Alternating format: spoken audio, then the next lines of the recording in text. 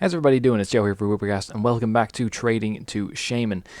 Thank you, first of all, for the overwhelming support for this series. I got an awful lot of positive feedback on episode 1, and so I wanted to get out episode 2 as quickly as possible, of course, to sort of respond to that. So again, thank you so much for all the kind comments and kind words about this series. It's being received incredibly well.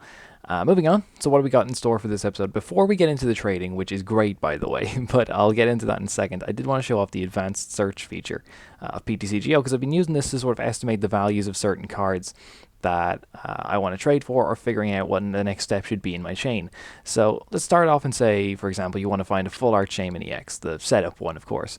So we type in Shaymin EX, but this causes a lot of problems because there's more than one Shaymin EX in existence. Like we got this one right here, which is the Generations promo or something like that. So how do we search it so that we only get results of we're just getting copies of Full Art Shaymin EX from Roaring Skies? You can click in, actually, and I did not know this until very recently, until I started this series, but you can click in, you can type in the set number, you can click I am getting or giving. This is a much better way of narrowing it down, and I'm going to be using this a lot more in the future. Now all of a sudden we've only got results that are just Full Art Shaymins, as opposed to all the other Shaymins mixed in as well, so that's pretty cool to note. A few of you probably already knew this existed, but I didn't until recently. I think it's pretty hidden. I think they should really advertise this feature a bit more than they currently do, and you can search by packs as well, of course. But yeah, other than that, I think it's fine as it is, and I'll certainly be using it going forward into the future. So anyway, without further ado, we should get started into the actual episode itself. So, as you'll recall last time, I believe, what was the last thing we did? I can't even remember. I'll have to wait for the clip to start. I think we traded, like, it was Garbodor? Did we have a Garbodor at the end? Yeah, okay, we must have. So we ended up getting a Garbodor. And I believe I tried to trade it for Sun and Moon packs, or I'm about to try and trade it for Sun and Moon packs. You'd think I would have watched this through first before I did the commentary, but that would have been way too smart. So I decided to have a look at some rares. I tried trading it for, I believe it was one Sun and Moon pack for a Garbodor or something like that, but that didn't really work out. So I've got one Garbodor here. We got two Garbodors here, and I tried trading them each for one Sun and Moon pack, but that didn't really come off. So instead, my approach is going to be, right, let's try and split the Garbodor up so that we end up getting like two Garbodors, and we can use those two Garbodors to trade for better things. So I'm going to try and trade one Garbodor for two Vileplume. And as you'll recall, last episode we actually had a Vileplume already, and we were using that to build ourselves into a Volcanion. Then from the Volcanion we got the Garbodor, and then I tried to go straight from Garbodor to Octillery. That didn't work. That's what it was. I never tried trading it for packs.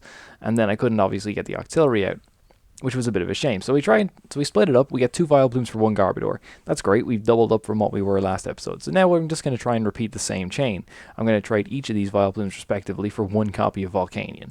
And ideally, at the end of that, we're going to end up with two Volcanions, which is obviously better than one Volcanion. We trade those for two Garbodors, and then all of a sudden we've doubled our Garbodor count. So that's pretty great. And it is kind of exploiting the values that people place on the cards on PTCGO. I don't think this is a super stable market.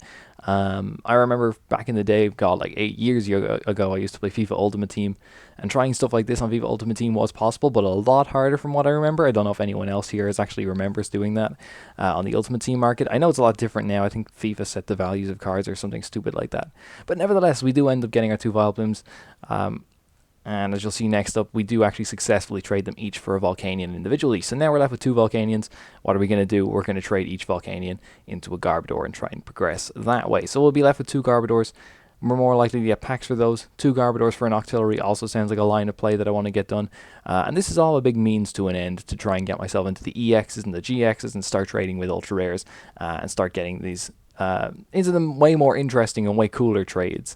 So one Volcanion for one Garbodor each. This worked for us in the past. Let's hope it works again. And we'll be left with two Garbodors to work with.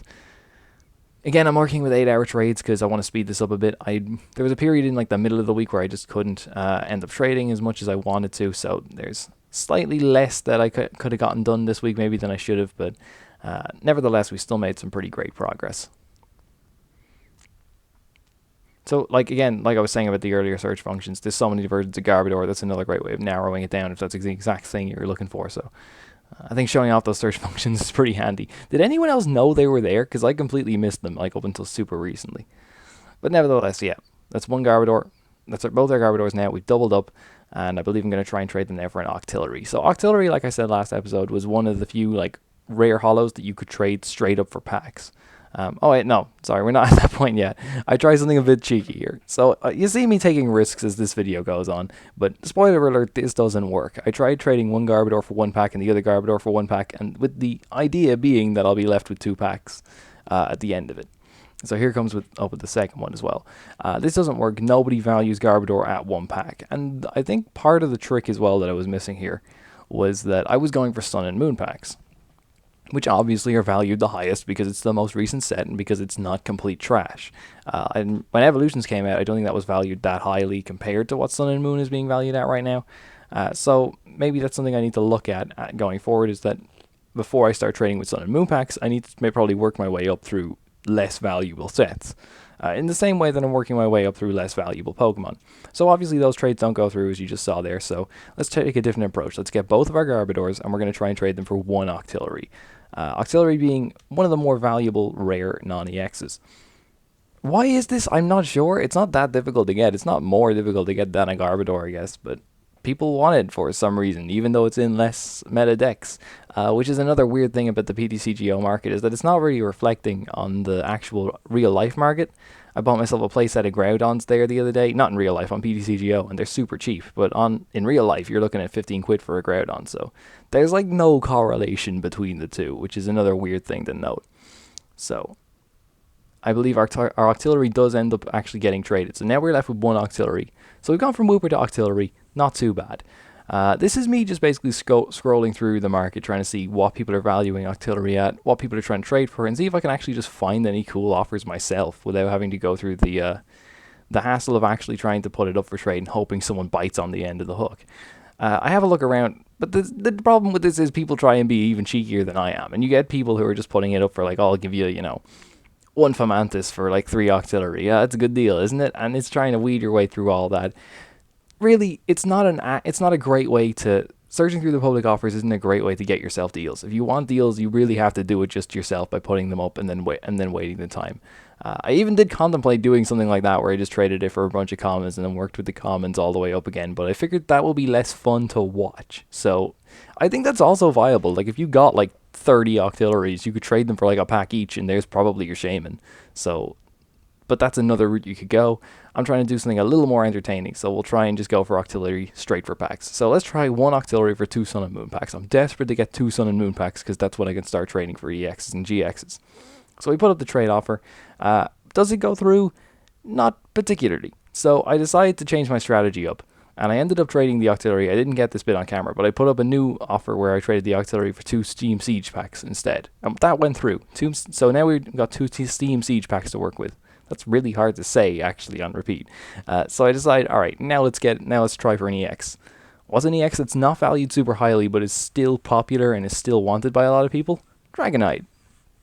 I did a bunch of research on a bunch of EXs that I could choose for my first one to go straight into, but Dragonite for 2 Steam Siege packs not only sounded reasonable, but it also sounded like realistic. It sounded like something that I could also then increase, like I could trade the Dragonite for something more valuable than the Dragonite fairly easily. So we're now left with a Dragonite EX, if this goes through. And that would be pretty hype if it did, honestly, because remember, this is all from starting from just a Wooper, which is pretty cool. So anyway, the trade does go through. We get our Dragonite EX. That's awesome. So now I need to increase the value of this.